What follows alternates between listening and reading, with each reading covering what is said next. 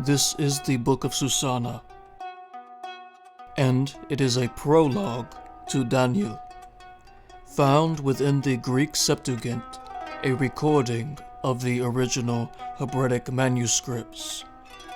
Furthermore, when the Latin Vulgate was translated, St. Jerome in AD 383 to 404 during its compilation of the Latin Vulgate, translated from the Greek Septuagint with the original Hebraic, of which Luther and those administered under him translated from as a second witness. The Church Fathers, as evidence from their own writings, their own synopsises in their own books, and records from the Church, shows that they were convinced that the Septuagint, being written in Greek, offered the correct biblical text, and that the Jews changed the text of their book in order to remove the clear references to Jesus.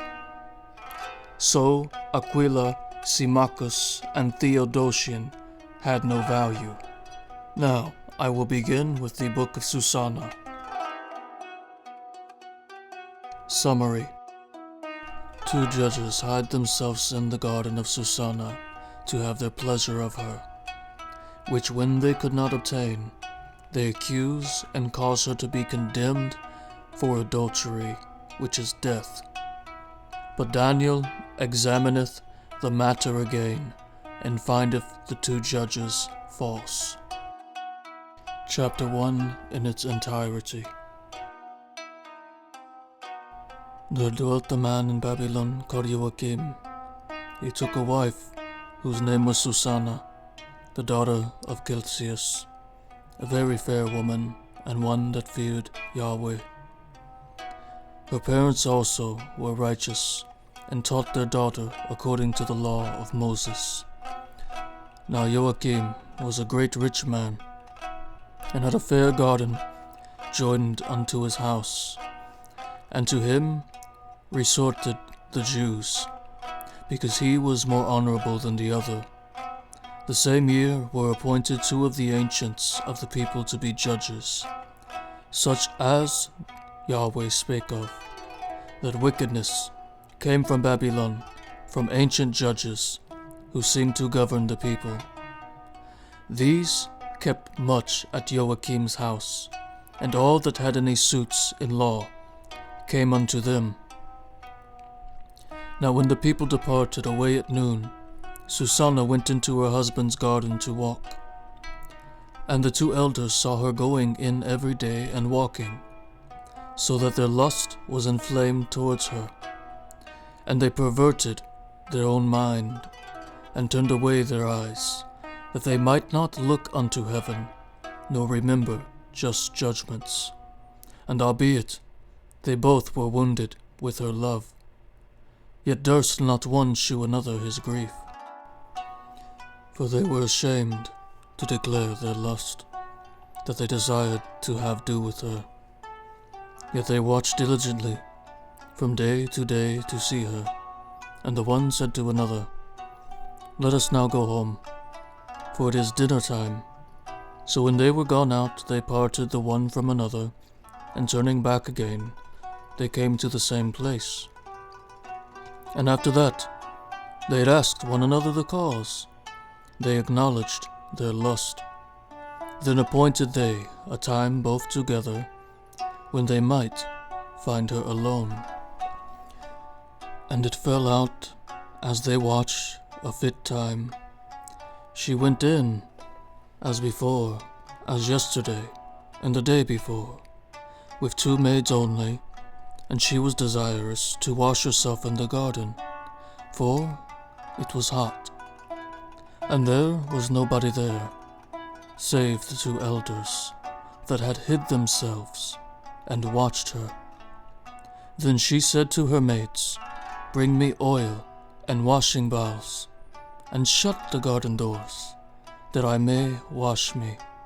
And they did as she bade them, and shut the garden doors, and went out themselves the side doors, privy doors, to fetch the things that she had commanded them. But they saw not the elders, because they were hid. Now, when the maids were gone forth, the 2 elders rose up, and ran unto her, saying, Behold, the garden doors are shut, that no man can see us, and we are in love with thee. Therefore consent unto us, and lie with us. If thou wilt not, we will bear witness against thee, that a young man was with thee, and therefore thou didst send away thy maids from thee. Then Sussana sighed and said, I am straitened on every side, for if I do this thing, it is death unto me, and if I do it not, I cannot escape your hands. It is better for me to fall into your hands and not do it, than to sin in the sight of the Lord Yahweh. With that, Sussana cried with a loud voice, and the 2 elders cried out against her. Then ran the one and opened the garden door. So when the servants of the house heard the cry in the garden, they rushed in at a privy door to see what was done unto her. But when the elders had declared their matter, the servants were greatly ashamed, for there was never such a report made of Sussana.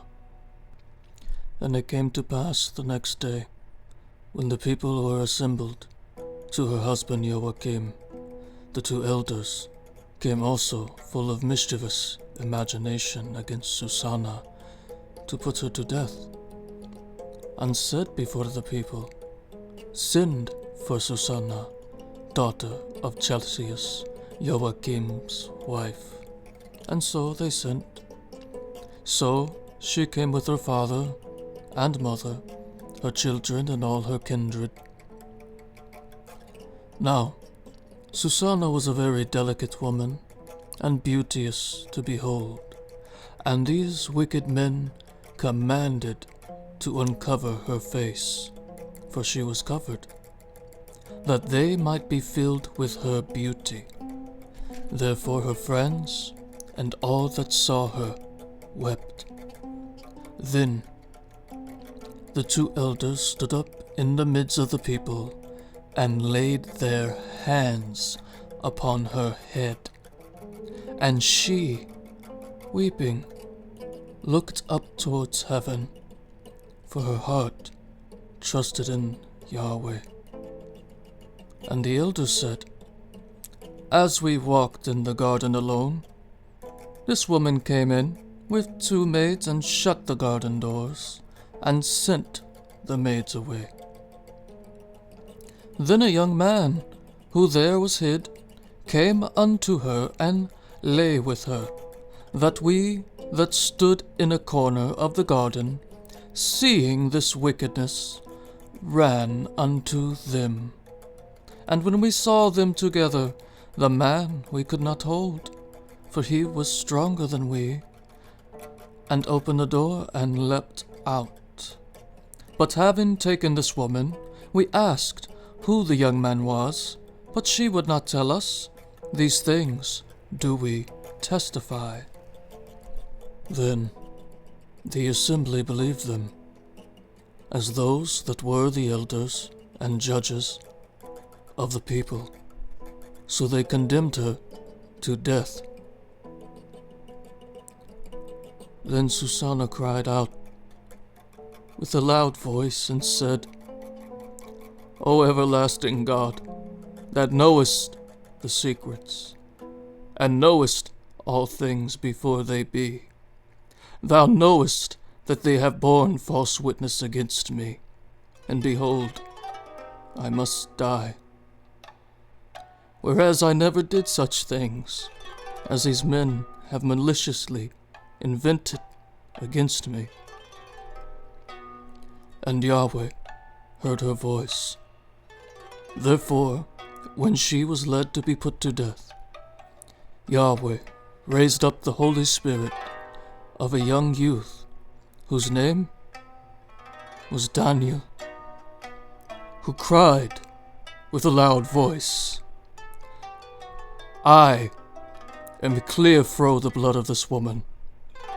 Then all the people turned towards him, and said, What mean these words that thou hast spoken? So he, standing in the midst of them, said, Are ye such fools, ye sons of Israel, that without examination or knowledge of truth ye have condemned a daughter of Israel? Return again to the place of judgment, for they have borne false witness against her. Wherefore all the people turned again in haste, and the elders said unto him, Come, sit down among us, and shew it us, seeing God hath given thee the honor of an elder. Then Daniel unto them, Put these two aside, one far from another, and I will examine them. So when they were put asunder, one from another, he called one of them, and said unto him, O thou that art waxen old in wickedness, now thy sins, which thou hast committed aforetime, are come to light.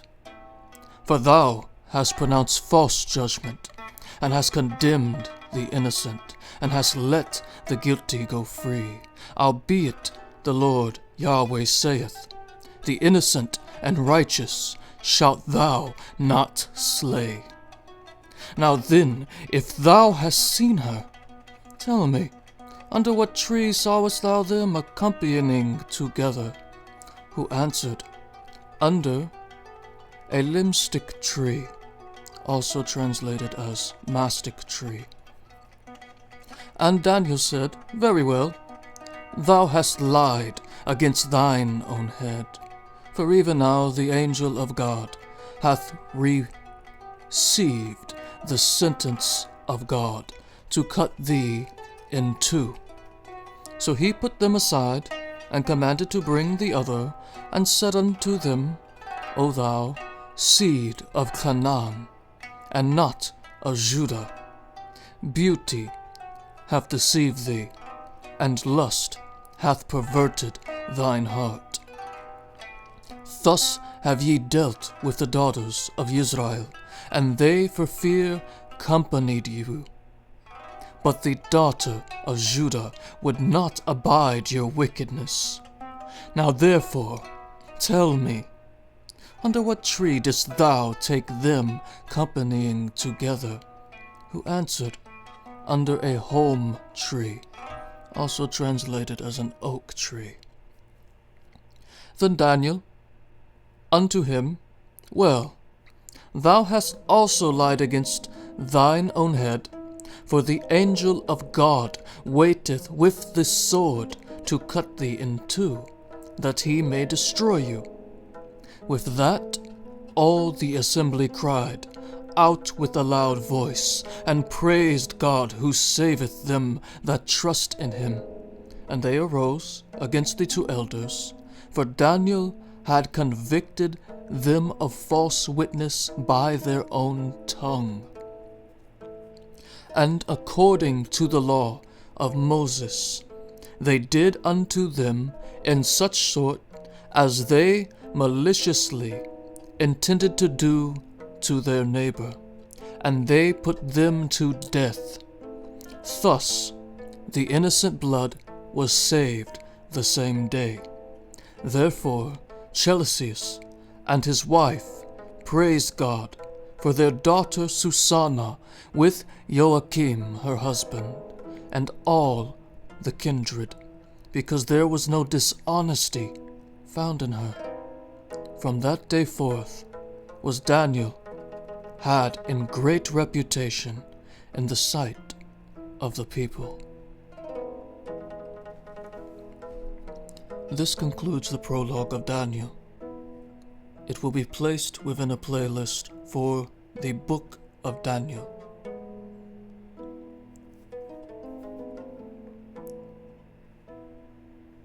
May God bless this word.